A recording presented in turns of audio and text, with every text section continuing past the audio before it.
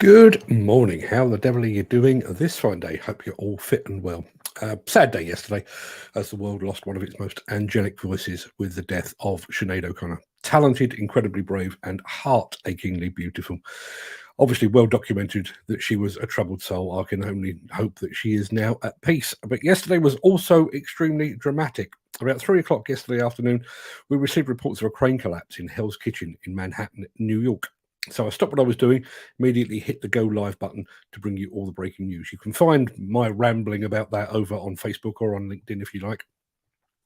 But here is that crane collapse as it unfolded.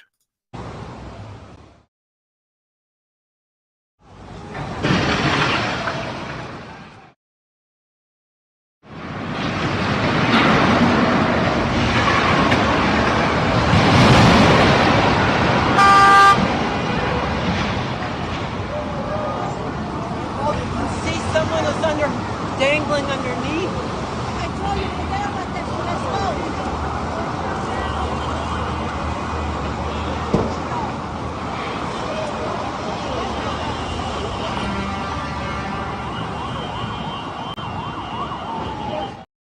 Yeah, just to put that into some sort of context, the load that you saw dropping was 16 tons in weight, 16 tons of concrete. And that the crane was actually 47 stories high. Now, according to local TV news reports, a total of 6 people received only minor injuries. 2 of them were firefighters. The operator, who had initially tried to extinguish the fire himself, was unharmed. If you'd like to know more about all of that, our friend Tristan Mace has covered this in much greater detail over on cranehub.net. Now, without further ado, let me roll the intro, post the question of the day, and get this show properly on the road.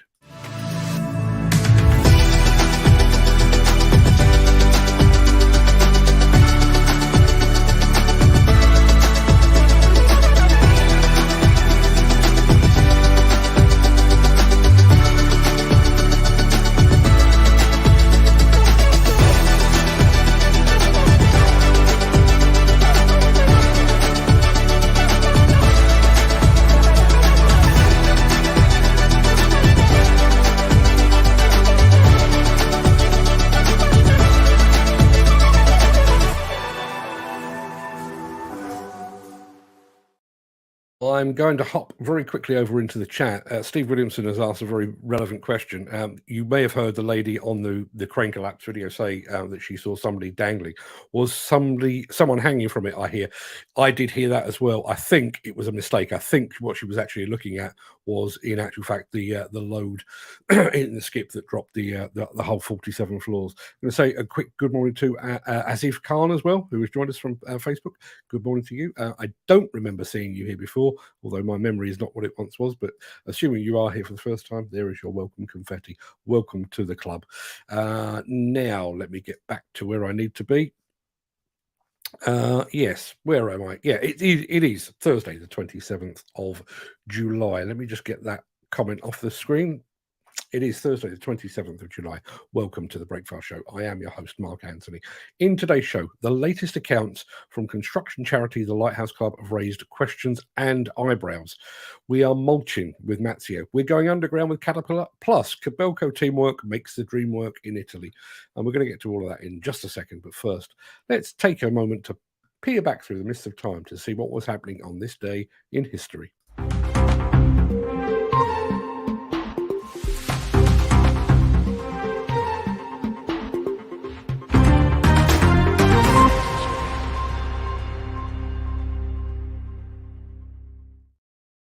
On this day in 1377, the first ever quarantine was put in place in a place that is now Dubrovnik to protect citizens from the bubonic plague, or the Black Death, as it was so affectionately known. In 1586, Walter Raleigh brought the first tobacco to England from Virginia. Got a lot to answer for. And by some strange quirk of fate, on this day in 1965, US President Lyndon B. Johnson ordered cigarette makers to print health warnings on their packaging for the first time. Didn't realize it was that long ago. Just going to turn something off in the background there. In 1866, the first transatlantic telegraph cable came ashore in Newfoundland, having been laid out over 1,686 miles by the Great Eastern Steamship, one of Isambard Kingdom Brunel's jobs, that, I think. In 1890, painter Vincent van Gogh shot himself.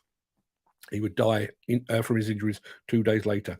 And can you believe this? On this day in 2012, Her Madge, the Queen, opened the London Olympics with a little help from Bond, James Bond. Now, before we get into the real meat of the show, let me very quickly remind you of our question of the day.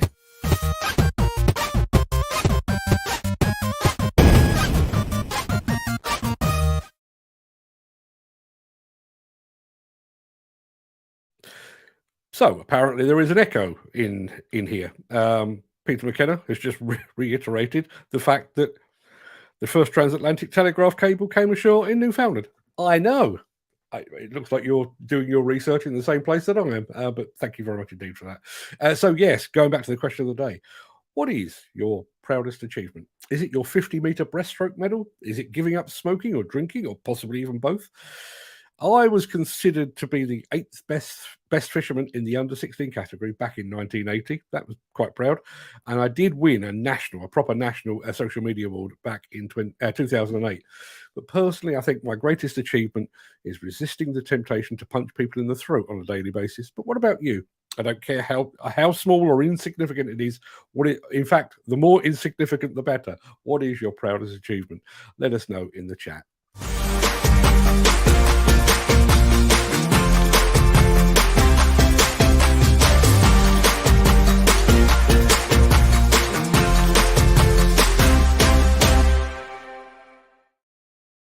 I'm going to say a very quick morning to Jack Dinallo, who says, no echo for me. I was joking. I'd already said it, and then Peter McKenna had actually posted it. But I don't remember seeing Jack in the chat either before. So he also gets some welcome confetti. Thank you very much indeed for joining us, Jack. Welcome to the club. Hope you can stick around. Now, let me get back to that. I'll turn that off, and then I'll get into the real crux of the matter. Our lead story today fills me with no joy whatsoever. It involves an organisation I've admired since fate led me into the construction-related career, the Lighthouse Club. Now, to make sure I got this right, I pre-recorded this yesterday, so please forgive the very, very quick shirt change. Here we go. How many construction workers with mental health issues could you help with £217,000? How many construction workers that have fallen on hard times could you help with £334,000? How many bereaved families of demolition and construction workers could you help with £3.1 million? Those are just some of the questions raised by the published accounts of the industry charity, the Lighthouse Club.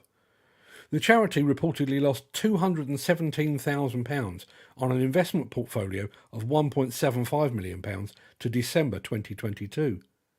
The charity spent £334,000 on its Christmas luncheon, which was attended by former footballers Glenn Hoddle and Paul Merson and by boxer David Hay. The accounts also reveal that the cost of the Lighthouse Club's annual Christmas lunch fundraising event increased by £112,000 to £334,000. That's an increase of 49% on the previous year. Meanwhile, the net income from the event fell by 30%. At the year end, the charity held funds totalling more than £3.1 million.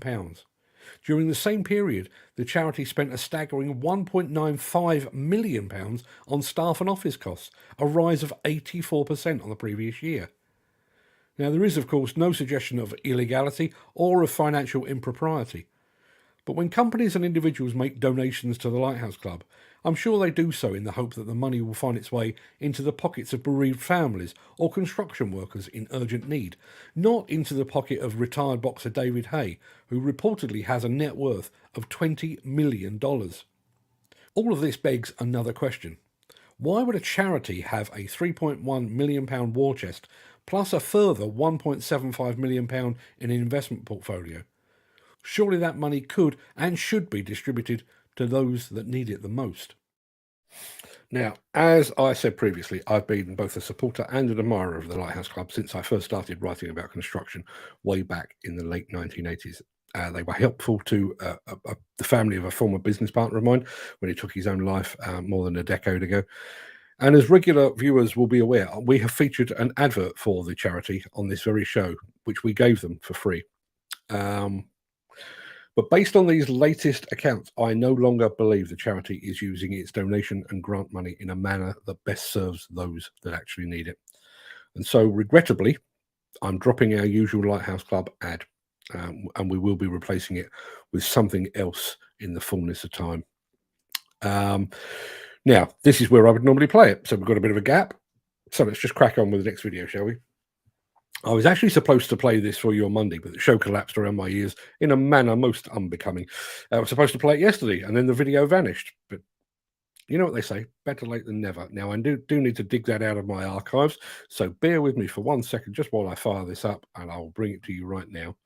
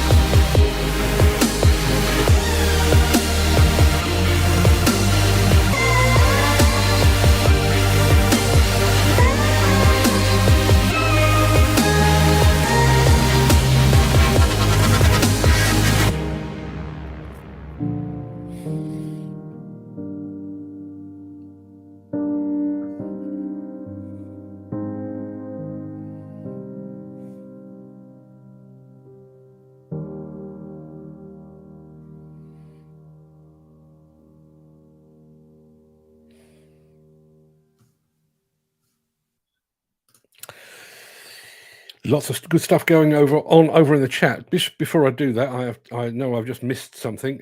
I was going to say to you, if you want to find out more about Mazio attachments, you can find out about them right now in the chat using the link that I've just posted. Let me see. Going to go back. Mick Norton joined us a little bit late. Good morning, Mark. Offline for the last 5 days due to a JCB3CX backhoe operator putting his bucket through my Virgin connection. That's more or less what happened to me on Monday, funnily enough. Just going to go back to Jim Turner. There's no reports of illegality. This is relating to the money that the Lighthouse Club is spending in the course of its duties. £1.9 million on staff and offices, a loss of £217,000 by investing in the stock market rather than money going to those that need it the most. I think that's what Peter McKenna is referring to. Peter, you'll have to watch it on catch up, but there is a video probably live now, actually, over on YouTube that I recorded yesterday, and I will be coming back to the crux of that a bit later on, but we'll come to that in just a second. Going back to the Mazio thing, they are good attachments, quite agree, but Bobcat have some amazing kit for mulching. They certainly do. They have good attachments with virtually everything. Steve Williamson, unimpressed. I think impressed by the attachment, not impressed by the person driving it. I don't think he's used one before, quite possibly. He did look a lot like he was cutting my hair, which would explain the big gap in the middle at the top. Let's have a look.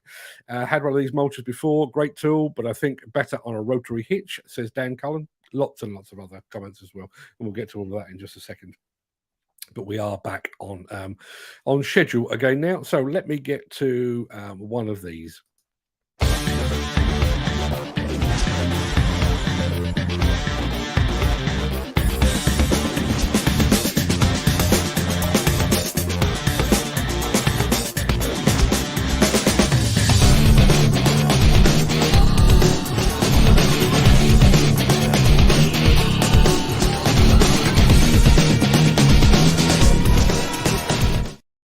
Just going to hop quickly back to the chat again. Ken Hatcher says, with tongue planted firmly in cheek, I think Lighthouse must be investing in the same companies as me.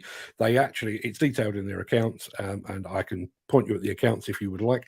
But they invested with a company, I think it's a fund called Bruin Dolphin, and the loss, as I say, was £217,000. Can't believe how they are doing this to everyone supporting them. That, to be perfectly honest with you, that was more or less the crux of what I was trying to say, is the fact that, you know, when I hand over, I was going to say a pound note, which is showing my age, but if I hand over a £5 note, I'd like to think that that £5 note is going, all £5 of it, to somebody that might actually need it. Now, I realise that all charities, Lighthouse Club, Oxfam, all of these, they work on pennies in the pound. So I realise that not every bit of my £5 actually lands with somebody that desperately needs it. But I would like to think that more of it was going that way. Anyway, let's move on. We all know that in the field of earth-moving equipment, Caterpillar reigns supreme. It is the industry's apex predator. But as it turns out, the company also has ambitions below ground too.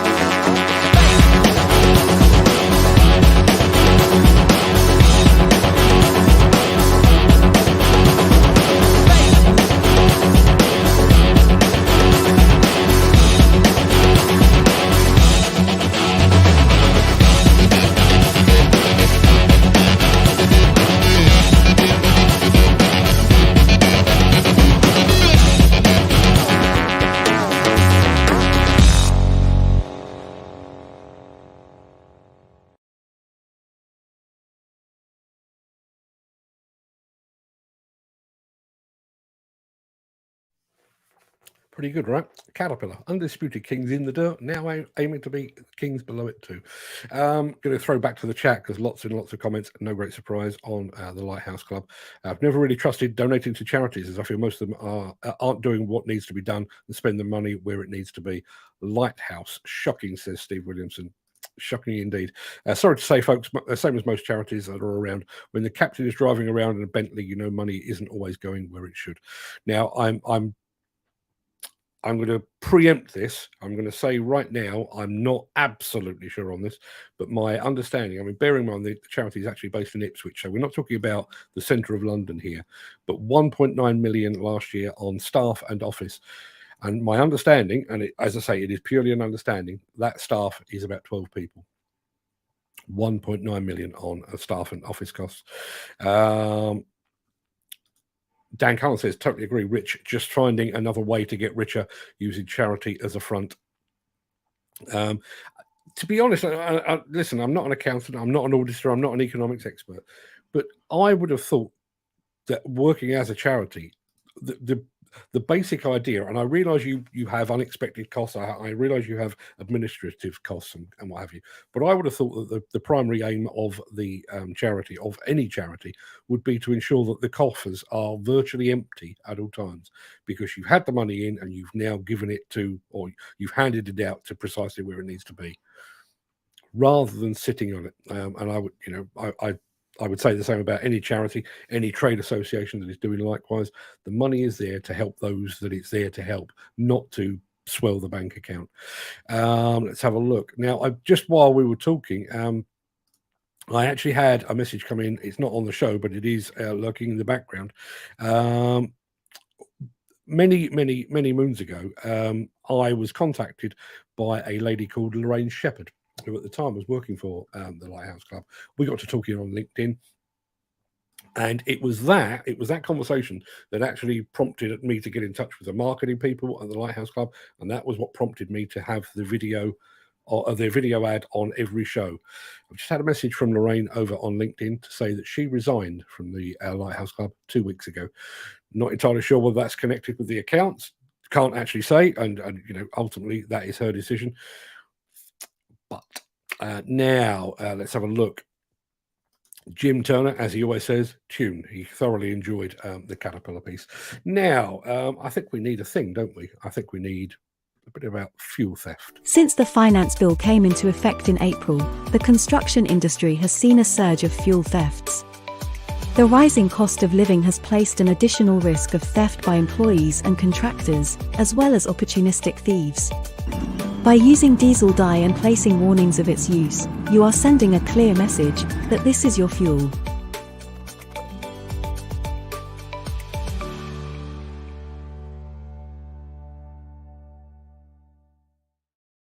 Now, funnily enough, Lorraine has just turned up in the chat.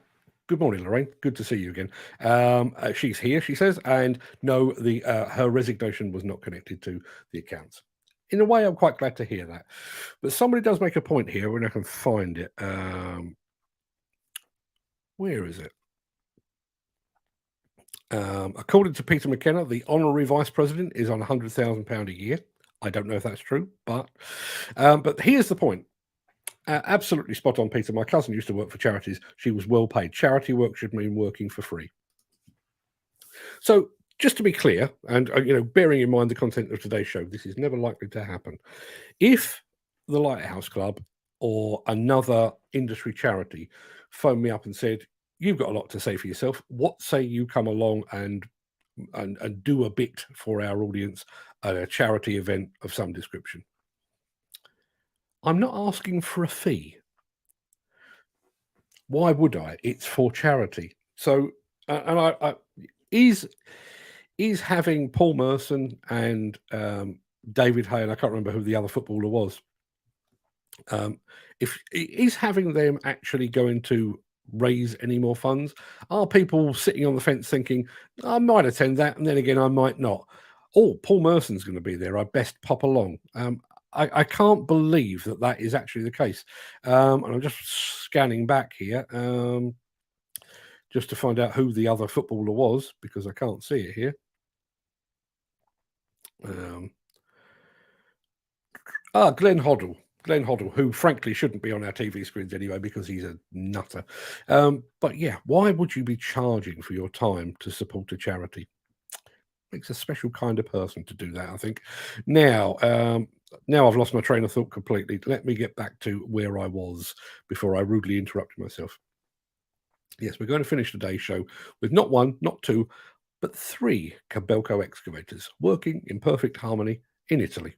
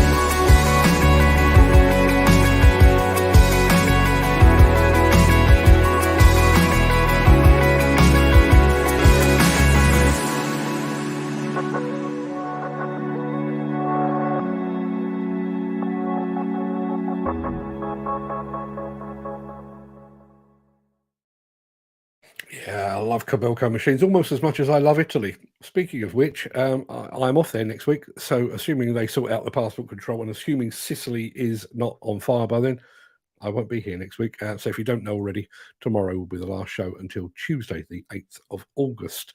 Somebody's just had something in the chat. There we are. Sounds like it's just a boys' club using charity money for their own gain. Nothing new, been going on for years. Just when you think about some of the work that is being done in the field of charitable organizations, particularly at this point in time, bereaved families, as an example, bereaved families, somebody is killed in demolition or construction, and that bereaved family needs immediate financial support because the key breadwinner of the household is no longer around. So rather than paying David Hay to pitch up and talk about his past glories, which were fairly naff in the first place, would that not be better spent with those families? And even more than that, if you've got somebody that has phoned the Lighthouse Club helpline, who is struggling themselves, and a lot of those struggles do relate to financial hardship. As an example, I'm struggling to pay my rent. £217,000 lost on the stock market. That would have helped. Well, do the maths. 1,000 people with 200 and let me think. £2,170 to 1,000 people. That would have gone an awful long way. Could have helped an awful lot of people. So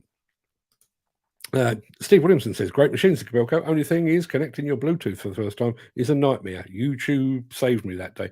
YouTube saves me every day. The number of things that I do here, and I'm about to show you one, funnily enough, things I do on this show that I've learned entirely from YouTube would boggle your mind.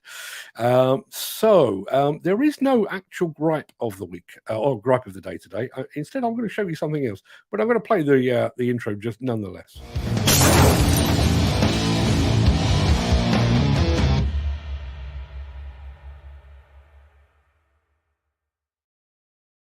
You may know that I've been playing around with all kinds of artificial intelligence and AI systems to help make me more efficient, to make this show run smoother, to just AI in general. Fascinated by it. I have, for example, trained an AI platform to replicate my voice so that I can quickly turn around a video without the need of actually sitting in front of this microphone, which makes a nice change. But I've topped that I'm about to play you a before and after video. In fact, it was a video with which we started the show. I recorded the before version with my script off to the right of my screen, like I always do. And as you'll see, my eyes are looking at the script rather than at the camera. Looks weird, even a bit rude, because it's like I can't be bothered to make eye contact. But then I've used an AI program to realign my eyes in my eye sockets, so I'm looking straight at the camera. I'm only going to play a sentence or two, but take a look at this. How many construction workers with mental health issues could you help with £217,000? How many construction workers that have fallen on hard times could you help with £334,000?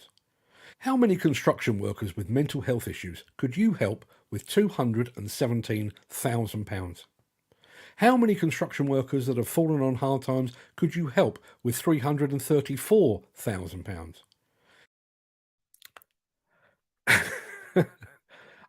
Even though I did it on purpose, and even though I've been researching that blows my mind. Remember when they used to say the camera never lies? Turns out they were lying. And I realise that's not a gripe as such, but I would still love to hear your gripes. What is it that grinds your gears, gets your goat, and generally butters your parsnips? The daily gripe therapy session will return very, very soon. I'll have to get one in tomorrow because then you won't get one for a week. Right, that pretty much wraps up the main part of this morning show. I'm going to roll the outro in just a second before leaping gazelle-like over into the chat to see what you're all saying today. And I think a lot of it will be Lighthouse Club related. If you can't stick around for that, then please stay safe, look after yourself, your family, your friends, and your colleagues, and have a good day. But if you do have the time and the inclination, please stick around because the Craic will begin right after this final word from our key show sponsor.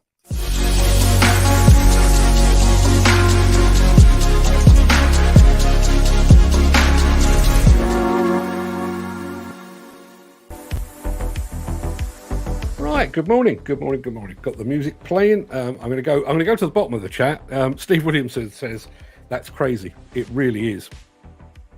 A friend of mine sent me a video of himself the other day, which he had filmed while he was out on a BMX track, and he was holding his camera like we all do. I'll show it that way round. He was holding it that way round, but he was looking at himself on screen rather than looking into the camera. So he's looking slightly off to one side, and I sent it back to him with his eyes now looking at the screen. And as Dan Cullen says, "Wow, that's freaked me out." Freaked me out as well, and I did it. It is absolutely unbelievable. So much great stuff out there in terms of AI, and I realise there are concerns about it taking over the world.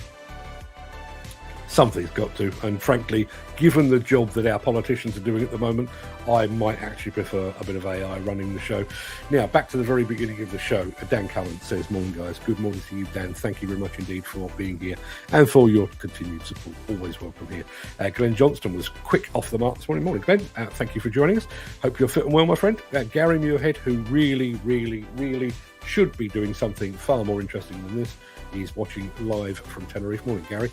How's the holiday going? Hope it's good. How was the full English breakfast? Was it good? Or was it a full Spanish English breakfast? I think we need to know. Steve Williamson is in the house as well. Morning, Steve. Thank you very much indeed for being here, and thanks you for your contributions. I'll get to those in just a second. Chris Ford says, "Good morning, Mark, and the rest of you lucky listeners." Oh, yes. Yes, you lucky listeners. Wow. Mark Whiting says, "Morning, everyone." Morning, Mark. Thank you very much indeed for being here. Graham Footy Williams says, "Good morning, bro." I always want to do like a hand signal to go with bro. Even saying bro makes me feel slightly uncomfortable. I think I'm a bit too old and a bit too white to be saying bro. Dan Cullen was very sad. Now she is now at peace. Yeah, really. I'm very rarely really hit by celebrity deaths. I mean, the loss of David Bowie, obviously, because I'd grown up and was a huge fan. That was a tough one, and you know, Prince as well. A huge fan of Prince. But there was something about Sinead O'Connor. There was always that like frailty or fragility about her. And I know she was quite angry at times, particularly with her rants against the Catholic Church and the abuse she suffered as a child and stuff like that. But there was always that kind of fragility about her. You like, even though she was beautiful to look at, you didn't admire her for that. You kind of wanted to give her a big hug and reassure her that the world was okay. And I don't think she ever was fully okay. So yeah, absolutely terrible news. And there is that line, those of a certain age will remember, and nothing compares to you. And I said this to Al Grierson last night. She actually managed to do the impossible. She took a Prince song and made it better. But there is that line in the Prince song, nothing compares to you. All the flowers that you planted all died when you went away. And it was always a heartbreaking line anyway. I mean, what an absolute masterpiece by Prince, but I think even more poignant this morning. So yeah, rest in peace, Sinead O'Connor. Morning Peep says, Jim Turner. Gary Muirhead says, yeah, shocking sights from New York. Yeah, Gary was one of those that joined us on. It was completely impromptu. I didn't plan to go live, but the news landed on my desk, so I fired up the camera and went live yesterday afternoon. You can catch it on LinkedIn and on Facebook as well. At least there were no fatalities. And I said this on the show yesterday. The crane collapse that we're talking about happened in Hell's Kitchen in Manhattan.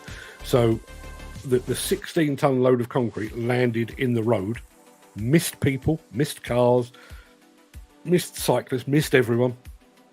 The crane jib hit the building opposite and didn't kill anyone. I genuinely, it's almost like one of those Final Destination movies. It's just staggering that nobody was killed. Obviously a huge relief, and I'm so grateful that nobody was killed, but quite how that came about, I've no idea. Steve Williamson does say there's someone hanging from it. Yeah, the lady that actually filmed that, or somebody that stood close by her, actually said there's somebody dangling. I think that she was looking at the load. My understanding is that the operator was out of the cab and well down the tower before the thing collapsed. We'll find out more in the next few days. Ken Hatcher has joined us as well. Morning, Ken. Thank you very much indeed for being here. Hope the sprockets were all aligned this morning. I don't know if they were because I didn't check. I know you do. So my question of the day was this. What is your proudest achievement? Now, to be perfectly honest, this was prompted. I heard a radio show a couple of weeks ago, and they had used the same question, but they were looking for really, really, really mundane achievements. And we've got a couple that are coming up that are not mundane in any way, shape or form. But the one that really stood out for me, a lady phoned in and said that she had joined her local running club and that they used to do a half marathon every year. And on the first year that she actually ran the half marathon, she was one of three ladies in the race, and she came third out of three women. The second time they ran it, she came third out of three women. And then on the last occasion, she came first out of three women. But only because the other two got lost.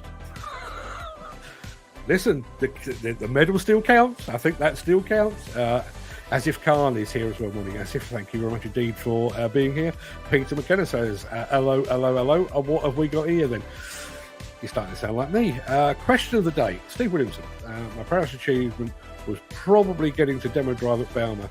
Was an absolute dream come true. Not many UK people can say that. Yeah, that is it's recognition. It proves that, and bearing in mind, we're talking the biggest exhibition, not the biggest construction equipment exhibition. We're talking the biggest exhibition in the world. There are millions of excavator operators out there. There's a good few thousand over in Germany, and Steve Williamson and Ed Butler were handpicked out of all of those and invited to Belma. That really is quite an accomplishment, and what a job they do as well. Congratulations on that, Steve. Chris Ford says, building a business from scratch with no money, still got most of it left. 40 years and counting. Yeah, building a business. I mean, bearing in mind the lifespan of most businesses, what is it? Something like 70% of startups fail. Quite the achievement, that is. So congratulations. I'm tipping my hat to you, Chris. Ken Hatcher says, watching the space shuttle take off in NASA, Florida. Nice one. There's our friend Jack Donello. Good morning, Jack. And Peter is determined to get one of his points of history across. So in 1694, the Bank of England was founded by Act of Parliament. I didn't realise it was an Act of Parliament. Thank you very much indeed. Now, we're going to go back to Jack Dinello, who probably comes out one of the top ones on our question of the day, I think. Making it back from homelessness 2 years ago this month to a stage where I'm looking at starting my own business. Jack's Cafes. Is that Jack's Cafes or is that Jack's Cafes? There is a distinction. Personally, I'm all about the calf. I want a calf that does bacon rolls and bacon sandwiches and cups of tea. Cafe, a little more upmarket. I don't feel welcome in those. But making it back from homelessness, Jack, congratulations. Well done, my friend. That really is quite an achievement. And on the same sort of basis, Peter McKenna says, being a survivor of mental health, if I'd had my way at this time 2 years ago, I wouldn't be here now. Well, I tell you what, Peter, having met you in person just a little while ago, I'm mighty glad that you didn't get your way on that occasion. Stick around, mate. You're very welcome here. Mick Norton is here. And I have to say, I had missed Mick. He says, good morning, Mark. Offline for the past 5 days due to a JCB 3CX backhoe operator putting his bucket through my Virgin connection. It is slightly appropriate that a show that is largely about construction equipment should have been brought to a halt by, yeah, you guessed it, construction equipment. Mick, I'm not sure at what point you joined, but did you see our bit about the Lighthouse Club and the amount of money it's spending in its fundraising activities? I'd love to get your take on that. I know you're very, very forthright. Jim Turner says, no reports of illegality, but it don't half stink. Yeah. Just sounds like an excuse for jobs for the boys. And unfortunately, yes, I think you're absolutely right. Graham Footy Williams says, love one of those. It would help me with my gardening. Wish I'd had that when I used to do a lot of gardening. It would have helped my back. That was the Mazio mulching attachment. Dan Cullen, who is flattering to deceive, I think. Question of the day. My greatest achievement was meeting all you wonderful people who have a genuine interest in plant and equipment, and meeting in person. It makes my day to talk and put a face to the name. Dan, I am really humbled, but today I'm still not. We're just a bunch of anoraks who like a digger, aren't we? Let's be absolutely honest about it. They are good attachments, but Bobcat have some amazing kit for mulching. I did while I was over in the Czech Republic. I did actually ask one of the Bobcat people, just how many attachments do Bobcat make? And he looked at me, and you could see him sort of doing the math in his head. In the end, he went, I don't know. He said, every time I count them up, they add another one. Not a clue. Steve Williamson was less than impressed with our Mazio attachments operator. However, got the job done. Had one of those mulchers before, but better on a rotary hitch, says Dan Cullen. Let's have a look. There is the link, should you need it. If you're interested in Mazio attachments, you can find them at www.mazio.us. Ken Hatcher says, Lighthouse must be investing in the same companies as me. As I say, it's all there in black and white in their company accounts. They invested, I think it was 1.75 million into this Brewing Dolphin Fund and lost 217 grand. 217 grand. How many families could you, within this industry, could you help with 217 grand? You know, if you just had a suitcase with 217 grand and you could go door to door with bereaved families and those that are struggling, men that are struggling with mental health issues, how much relief could you provide with 217 grand? Dan Kahn says, can't believe they're doing this to everyone who's supporting them. And that, I think that really is the crux of the matter, you know, I'm not naive. I realise they have operating costs. You know, you've got to have staff, you know, you've got to have people booking events and running events. You've got to have chief execs and Lord alone knows what else. I understand that. But 1.9 million on an office in Ipswich and the staff therein feels awfully excessive to me. Steve Williamson says, I've never really trusted donating to charity. Most of them, I feel, are not doing what needs to be done, spending money where it needs to be. Lighthouse, shocking. Yeah, and again, you know, I mean, I do donate to charities, or cancer charities and stuff like that. But I must admit, I'm much more of a fan of, you know, handing somebody some money that actually needs it. You know, you see somebody that's on the streets or whatever it might be, particularly around about Christmas time, you know, when it's cold and you know, it is a time for families and togetherness and everything else. You know, I'd much rather bung somebody a £5 or a £10 and you know, maybe they can get themselves something to eat and get themselves somewhere warm for the night. Peter McKenna says, sorry to say, folks, same as most charities around. When the captain is driving around in a Bentley, you know your money isn't going where Yeah, and I do wonder. I mean, we're obviously not the only people to cover this. I think Construction News have covered it today, and I'm fairly sure that Construction Wave have covered it as well. So I'm fairly sure that this is going to get a lot of coverage. I will be interested to see if it has any actual implications on their donations. I just had another message from Lorraine Shepherd, who used to be with the Lighthouse Club, and she said, "Thank you for covering the New York crane collapse. That's why I tuned in. Knew you would have the most up-to-date info." Some of the most up-to-date. I think Tristan Mays over at cranehub.net has probably covered it in greater depth than I have, because he knows cranes better than I do. But thank you very much indeed for joining us, Lorraine. You're always welcome around these parts. Totally agree, Rich. Just another way of the rich getting richer, using charity as a front. Going back to the Caterpillar underground loader, a visibility nightmare looking machine. That, yeah, absolutely. Used to go to the Lighthouse events years ago. Good night. It was. That was my first introduction. I can't remember exact dates, but I joined Contract Journal, and initially I was on the that would have been around about late 1987. And I worked on the news desk for the first 6, maybe 8 months before Contract Journal, or the owners thereof, bought Plant Managers Journal, and I was moved over from news to plant. So when I'd moved over to plant, it was part of my expectation that I would attend the old site equipment demonstration, or SED as it was known. So I was dispatched to Whipsnade. And the middle day, it was always on a Tuesday, Wednesday, Thursday, and on the middle day, on the middle night, there was always a Lighthouse Club charity event in, I can't remember the name of the place, but there's a big meeting hall in Whipsnade, or in Dunstable rather, and they used to have the Lighthouse charity event there, complete with the dancing girls who were known as the Lighthouse Lovelies. You wouldn't get away with that this day and age, but the Lighthouse Lovelies. That was my first introduction, and nobody told me that I had to, but it was kind of indicated that while I was working on Contract Journal and Plant Manager Journal, I should be making a donation to the Lighthouse Club, and I did for many, many years. As I say, they did help out the family of my former business partner, who took his own life about a decade or so ago. So, you know, I've seen them up close and what they can do at the right time. And I know, when I was speaking to Nigel Williams online last night, Nigel Williams found himself in a bit of a predicament a year or two ago, and the Lighthouse Club sprang to his rescue as well.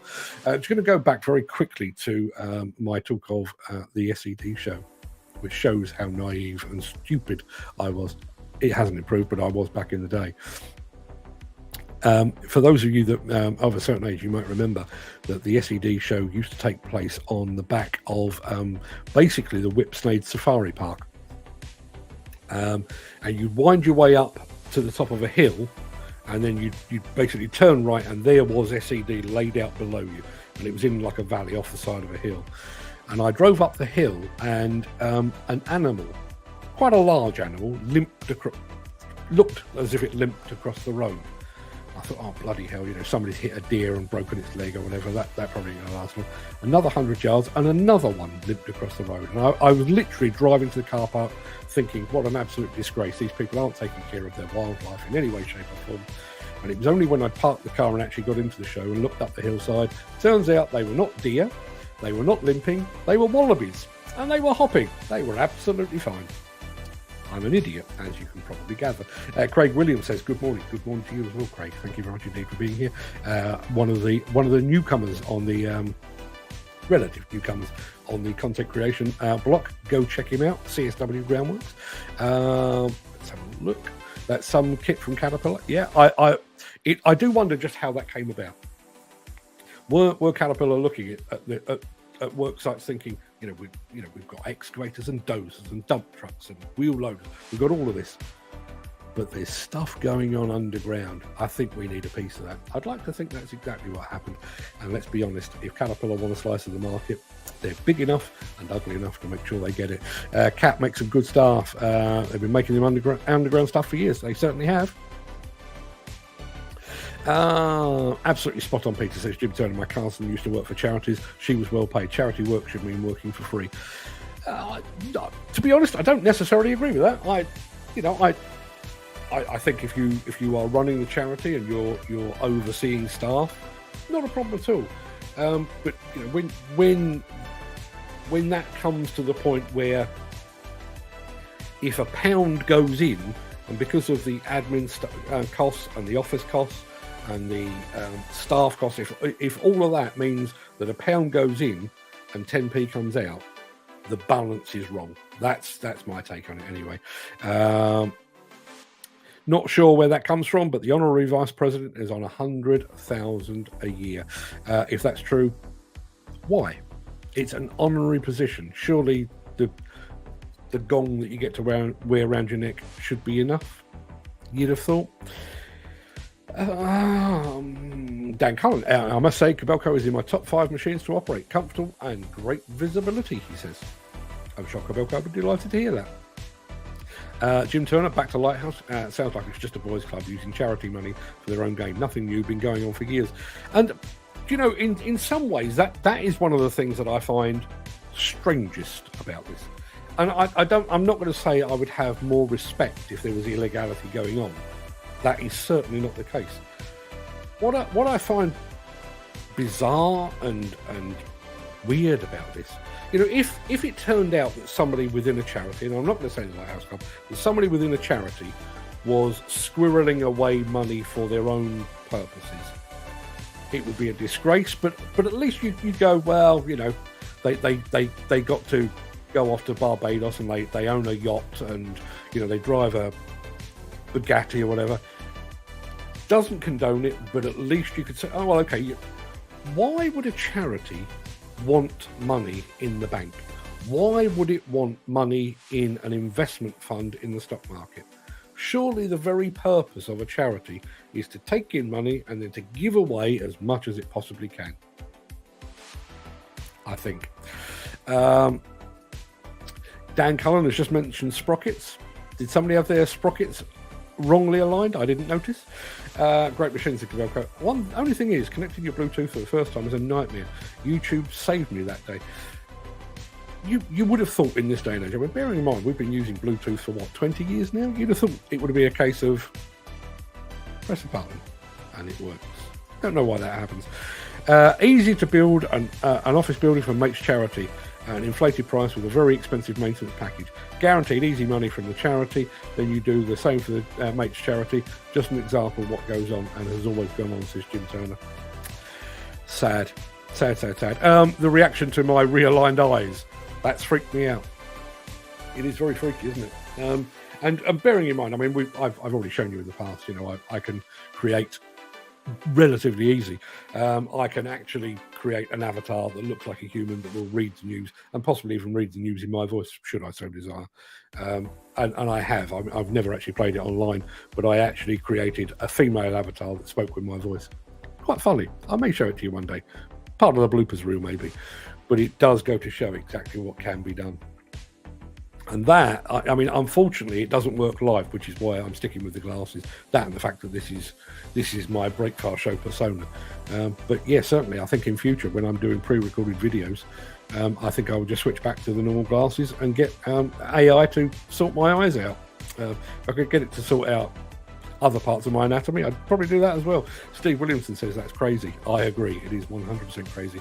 Yeah, another fantastic content. Mark, Sean Anthony, shows you how things that happen as a child can come and haunt you later in life. She never got over it, and I think that song written helped her. Yeah, as I say, really, really sad news about Sinead O'Connor. I should be playing her songs in the background for the rest of the day, I think. Now, that's another thing, is safety at height and cranes for emergency removal of an operator. Yeah, I know they do have systems where they can not parachute, but they can drop out on a harness, I think, for some of the higher cranes.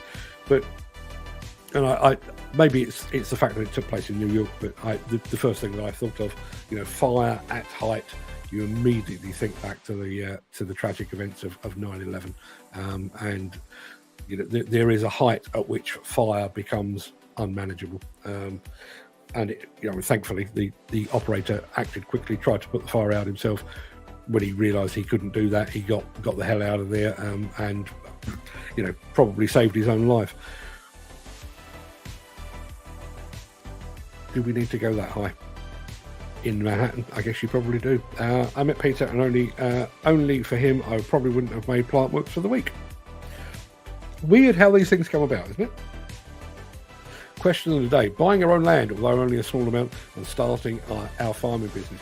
It's a bold step. It's a bold step, particularly when you read all the news about the lack of money that is in farming. It is hard work. It is tireless work, and largely thankless work.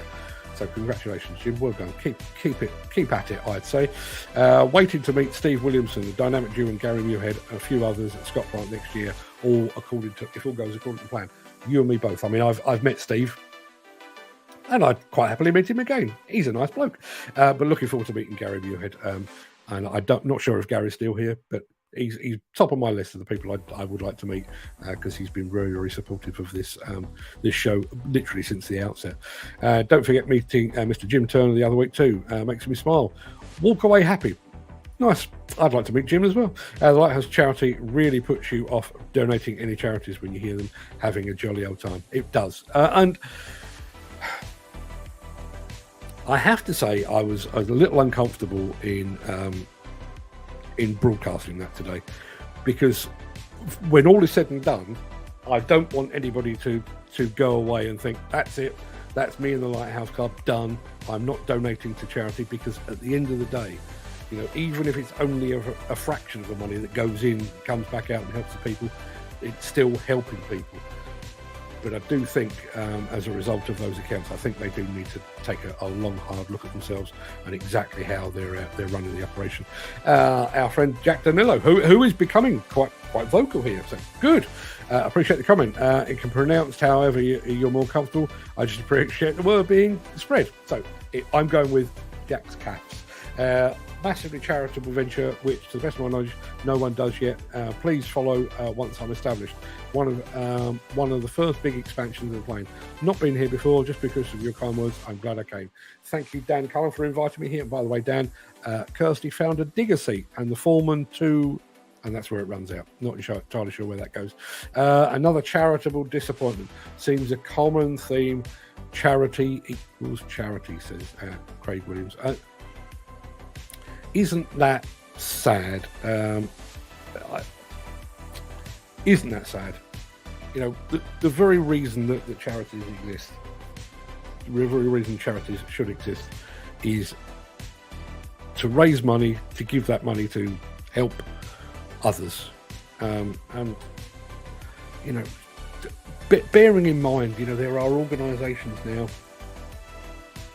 that operate, they operate independently. There's no need for an office block. There are people working remotely. Do we really need to be spending £1.9 million on office and staff? Would we not be better off making sure those people were hooked up to some sort of system so that they were accountable, but worked from home, and then you could take the office cost out? Would that not be better?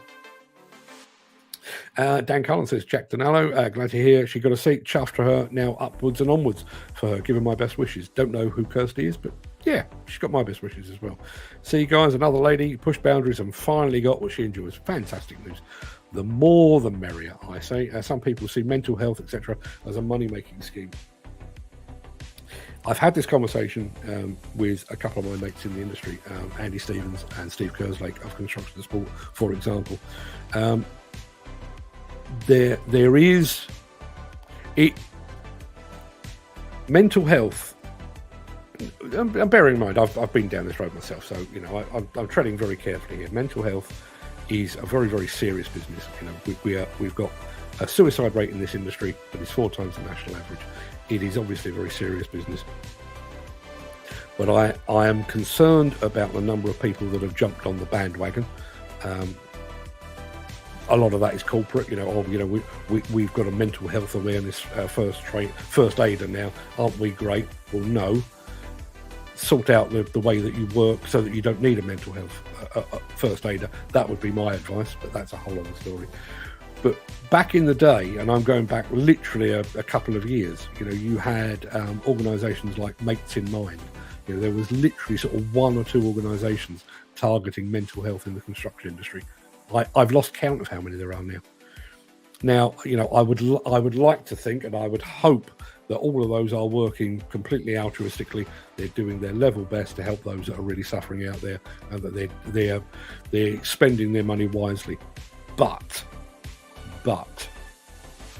it has become a bit of a gravy train to my mind, and I think if you are planning to donate to any sort of construction mental health charity, do your homework, because I think it's important that the money goes to the right place. Again, Mark, thank you, and to everyone here for the great Craic chats. Another bloody awesome show. Thank you very much indeed. Bloody awesome show. I'll have that written on my gravestone one day. I don't agree either, Mark. Good morning, Callum McIntosh. Nobody can afford to work for charity. Nobody can afford to work for free, charity or not. Those of us who do are just plain daft. Yeah, and again, I think there is a distinction. I think if you are working for a charity, and my sister used to work for a charity, and she was paid, not particularly well, but she was paid, and I fully understand that, because she had a job to do, she had a role, she had people working below her, and she had to manage staff and all the things. I understand that, and I think, you know, a fair day's income for a fair day's work. No problem with that whatsoever. If the Lighthouse Club were to run its annual event in London this year without guest footballers, would the attendance go down? Would people spend less money on their tables? Would people spend less money on the auction items? Surely it's worth asking the question. Are we really watching you live, or is this your AI? Well, I'm responding to that, so I guess that proves I'm live. But yeah, it is that good. It really is that good. Dan Cullen says, okay guys, have a wonderful day, please stay safe, don't forget to tell your loved ones you love them. Never know what's around the corner. Take care, look forward to seeing you tomorrow. Now back to work, get back to work. When working offshore, if we was up on the top box cab just like an excavator, but for handing drill pipe to the driller, we had an emergency escape line, and by Christ, it was not something you'd want to do. No, I bet. Siam Water Park right now watching the show. Yeah, can't wait to meet up with the gang at Scotland. Looking forward to it. Get on them slides, Gary's, said Steve Williamson. Yeah, and film it, would you? Jack Donato, keep conversation to minimum as long as paragraphs don't show completely. Yeah, good advice. Lazy River, mate. Lazy River. Sounds like my perfect afternoon. Me being me is the loss on the stock market on paper of what the shares were worth for accounting purposes, or if they sold the shares at a loss. If they still hold the shares, there's a chance of recovery. That I don't know. As I say, purely from their account, so I don't know the outcome of that. But yes, it's an interesting question. Yes, sort the business so you don't need a representative. Absolutely, genuinely cheered at that. I'm attending a gentleman's funeral who looked after me on my climb back. A real shame. He took his life 3 weeks ago on Sunday. My deepest condolences, Jack. I don't like attending funerals anyway, but attending funerals of those that have taken their own life is doubly bad, because I think everybody that is in attendance is kind of looking at each other thinking, could I have done something that would have prevented this? Dan will do, mates. Shoot in the comments. Thank you very much indeed. Craig Williams, both myself and my father have spent a large portion of our lives doing charitable events and works. Food bank delivery. Most charities are working on around 25 to 35p in every pound that actually goes, which is not a lot, is it? It really isn't. A quarter. So if you give £4 to a charity, chances are only a quid is actually making it where it needs to be.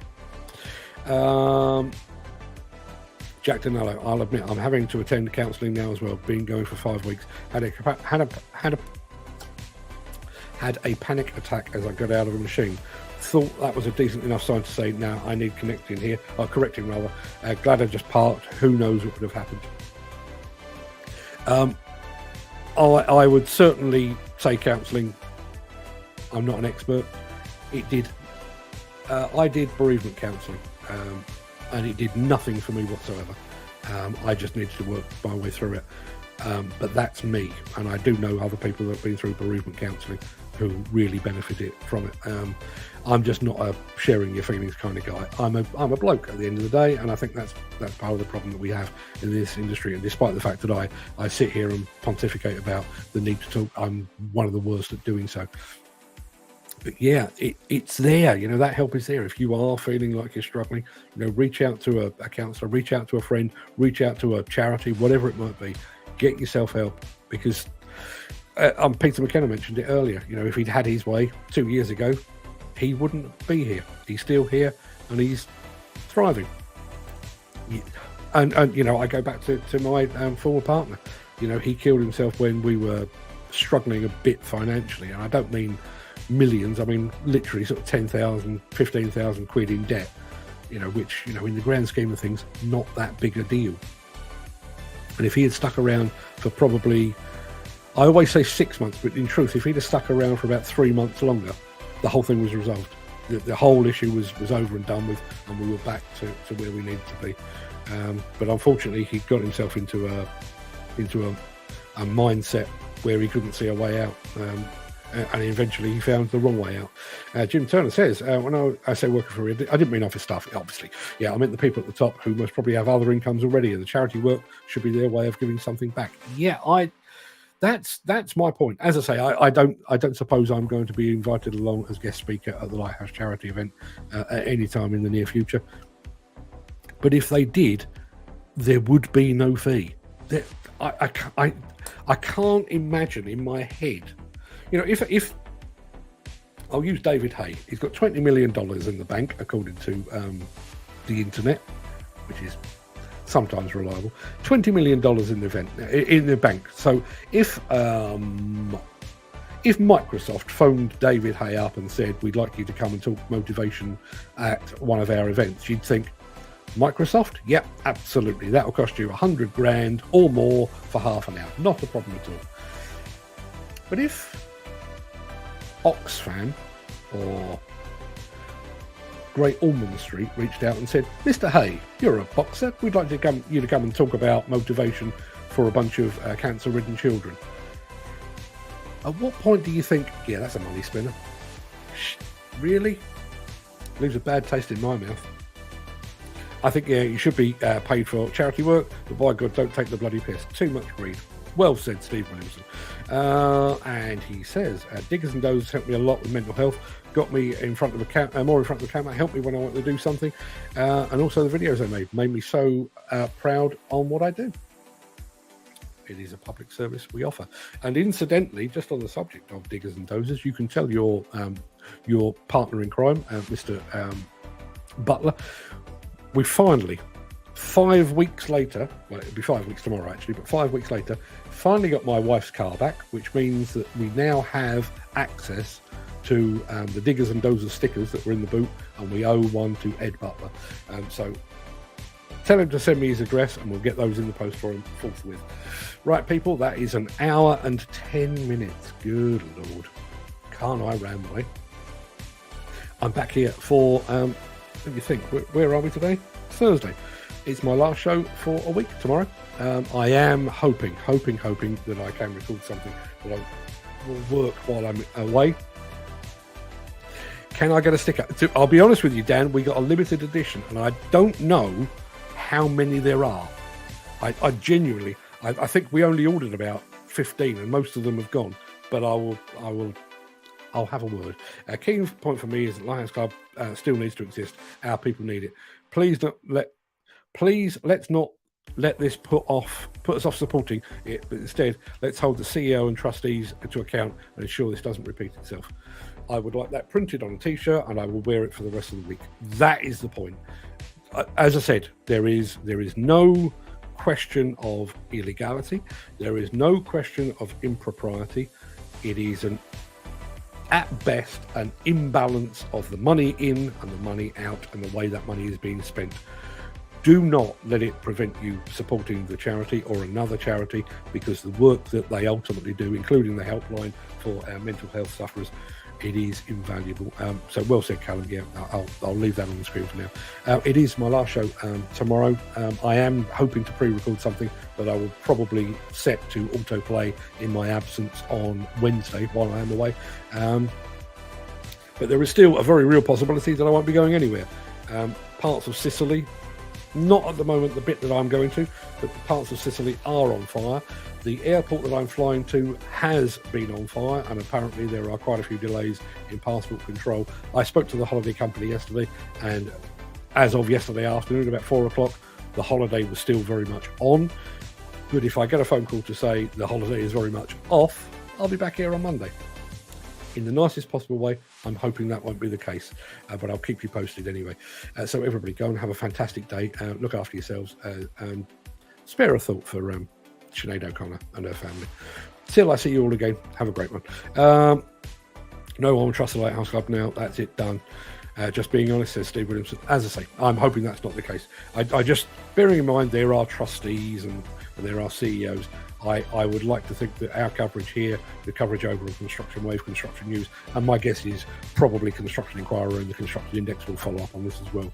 I would like to think that that just prompts them to take a big step back and say, okay, time to take a closer look. And even things like, you know, part of their money spinning scheme is, or their fundraising, is hosting boxing nights. And I realise that's something of a tradition in this industry and stuff. Is that the best way? I know that's how we've always done it. I know there's always been boxing nights and golf days and stuff. Is that the best way? Is it? I'm asking the question. I don't know. I don't work for a charity. But is that the best way? Is there not a better way of doing things? Yeah, okay. I'm going to love you and leave you. I'll see you tomorrow. All the best.